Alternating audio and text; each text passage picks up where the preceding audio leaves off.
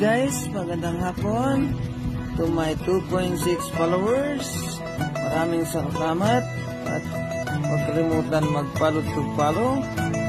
After Saturday, dito po ako sa bahay namin. Nag-aalaga ako ng aking pananim. Maraming salamat!